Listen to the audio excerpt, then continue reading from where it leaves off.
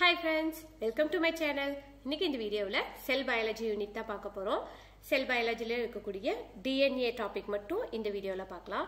DNA அப்படினா என்னன்னா ஒரு ஜெனடிக் மெட்டீரியல். DNAங்கிறது ஒரு பேரண்ட் செல்ல இருந்து டாட்டர் செல்லுக்கு ஜெனடிக் மெட்டீரியலை பாஸ் பண்ணதுக்காக இருக்கக்கூடிய ஒரு டைப். இதுதான் ஆர்கனல் தான் வந்து நியூக்ளியஸ். அந்த நியூக்ளியஸ்க்குள்ள DNA பிரசன்ட் ஆயிருக்கும். ஓகேங்களா? சோ ஒரு செல் அப்படின்னு எடுத்துக்கிட்டோம்னாவே அதுல DNAன்ற மெட்டீரியல் பிரசன்ட் ஆயிருக்கும்.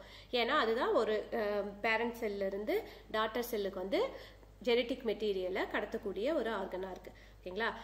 இப்ப செல்ஸ்ல வந்து டூ டைப்ஸ் ஆஃப் செல்ஸ் இருக்கு நம்மளுக்கு தெரியும். ப்ரோகாரியாட்டிக் ஒன்னு, யூகாரியாட்டிக் ஒன்னு. இந்த ரெண்டு டைப் ஆஃப் செல்ஸ்லயுமே வந்து DNA பிரசன்ட் ஆயிருக்கும். பட் சில டிஃபரன்ஸ் இருக்கும். ப்ரோகாரியாட்டிக்ல ஒரு மாதிரி DNA பிரசன்ட் ஆயிருக்கும், யூகாரியாட்டிக்ல DNA ஒரு மாதிரி பிரசன்ட் ஆயிருக்கும்.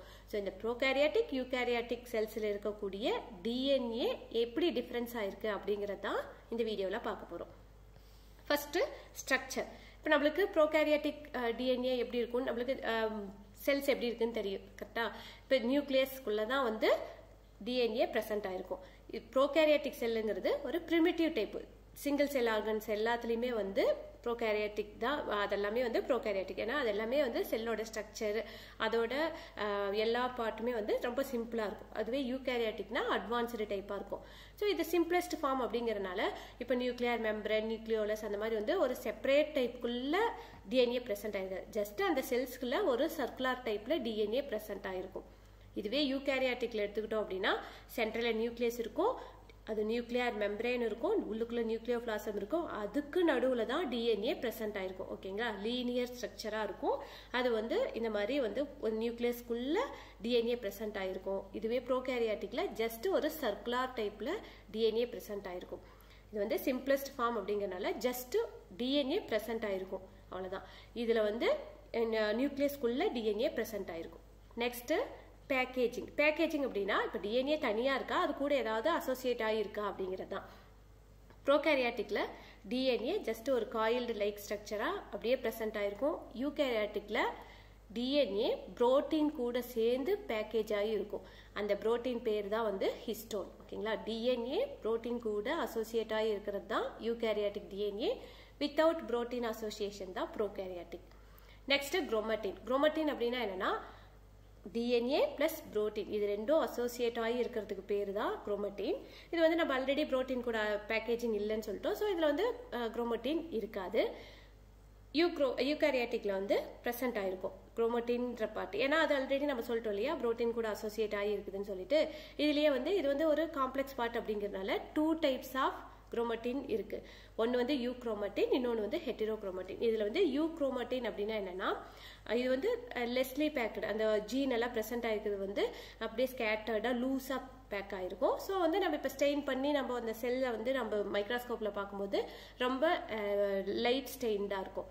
அதே மாதிரி டிரான்ஸ்கிரிப்ஷன் எல்லாம் நடக்கும் இல்லையா, இப்ப செல் டிவிஷன்ல அந்த ப்ராசஸ்ல வந்து குரோமட்டின் தான் வந்து ஆக்டிவா இருக்கும். இதுவே ஹெட்ரோக்ரோமட்டின் வந்து இன்ஆக்டிவா இருக்கும். அது வந்து டைட் பேக்டா இருக்கும். அதே நம்ம ஸ்டெயின் பண்ணும்போது வந்து நல்லா திக்கா இருக்கும். ஏன்னா டைட் பேக்டா இருக்கிறதுனால நம்ம ஸ்டெயின் பண்ணி பார்க்கும்போது நல்லா டார்க் கலர்ல இருக்கும். நெக்ஸ்ட் வந்து ஜீன் எப்படி பிரசன்ட் ஆயிருக்கு அப்படின்னா இதுல வந்து எந்த விதமான இன்டரப்ஷனும் இருக்காது. ஜஸ்ட் அப்படியே DNAக்குள்ள ஜீன் பிரசன்ட் ஆயிருக்கும்.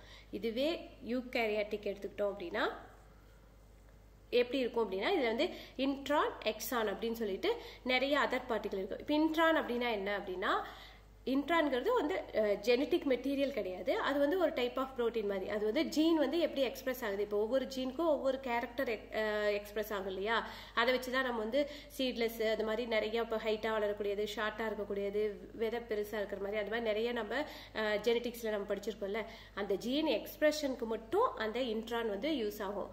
ஜஸ்ட் வந்து யூசஸ் மட்டும் தான். பட் ஜெனடிக் கோடு எதுவும் பிரசன்ட் ஆயிருக்காது. இதுவே எக்ஸ்ட்ரான் ஒன்று இருக்கு, அதுல வந்து கோடும் பிரசன்ட் ஆயிருக்கும், ஜீன் எக்ஸ்பிரஷனுக்கும் உதவுது. இந்த மாதிரி வந்து ஒரு காம்ப்ளெக்ஸ் ஸ்ட்ரக்சரா வந்து இந்த இன்ட்ரான் எக்ஸானுக்குள்ளதான் வந்து ஜீன் வந்து பிரசன்ட் ஆயிருக்கும். இதுல வந்து அப்படியே வந்து எந்த இன்டரப்ஷனும் இல்லாம ஜீன் பிரசன்ட் ஆயிருக்கும்.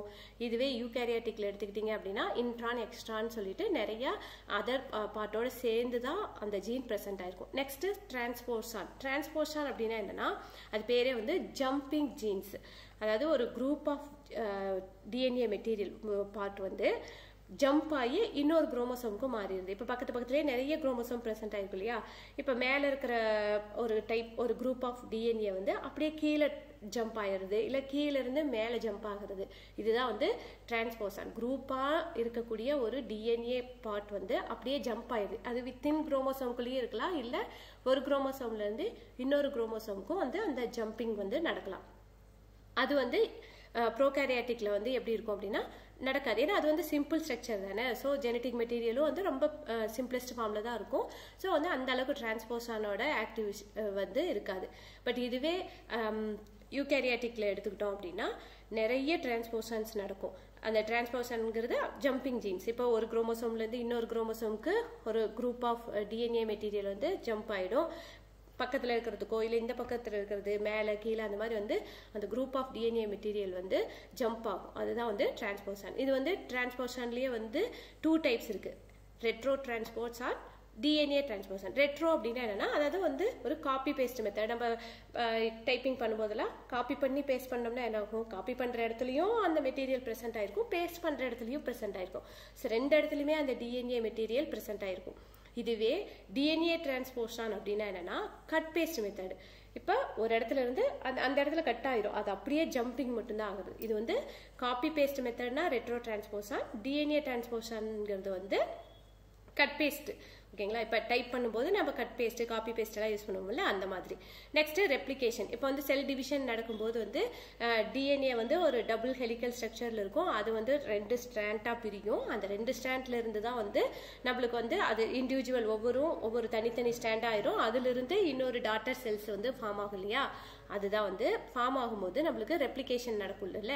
ரெப்ளிகேஷன் நடக்கிறதுக்கான எந்த இடத்துல ஸ்டார்ட் ஆகுதுங்கிற அந்த ஆரிஜின் வந்து இதுல வந்து ஒரே ஒரு இடத்துல மட்டும்தான் இருக்கும் ப்ரோகாரியாட்டிக்ல. இதுவே யூகேரியாட்டிக் எடுத்துக்கிட்டோம் அப்படின்னா மல்டிபிள் ஆரிஜின்ஸ் வந்து ப்ரெசென்ட் ஆயிருக்கும்.